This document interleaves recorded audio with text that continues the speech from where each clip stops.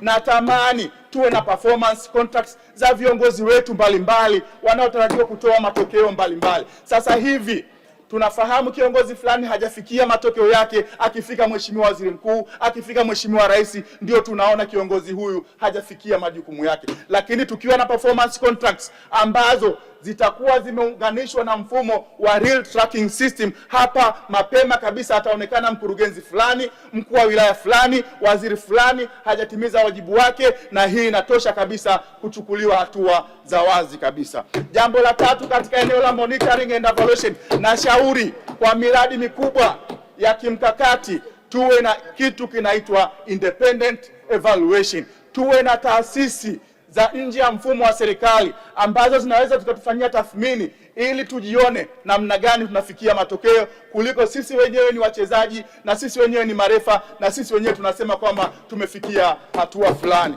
Kwa hiyo jambo la pili, la shauri tuimarishe mfumo wetu wa monitoring and evaluation. Eneo la tatu na ushauri katika ofisi ya waziri mkuu ni eneo la kukabiliana na maafa, majanga na matukio ya dharura. Mfumo wetu, mheshimiwa mwenyekiti, umekuwa sana ni reactive kuliko proactive. Tunasubiri janga litokee, halafu tunaanza kukimbizana, resources zote zinaelekezwa huko badala ya kutekeleza bajeti iliyopangwa. Kama tukiwa reactive, tukiimarisha mfumo wetu wa early warning system, tukawekeza hapo, basi tutaweza kukinga zaidi kuliko kuwekeza resources pale majanga yanapotokea. Eneo hilo la waziri mkuu na shauri liweze kuimarishwa.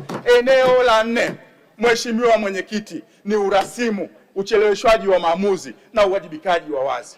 Kweli natambua urasimu ni sifa nzuri ya serikali, lakini kwa maoni yangu urasimu umezidi. Tunachelewesha utekelezaji, tunachelewesha maamuzi.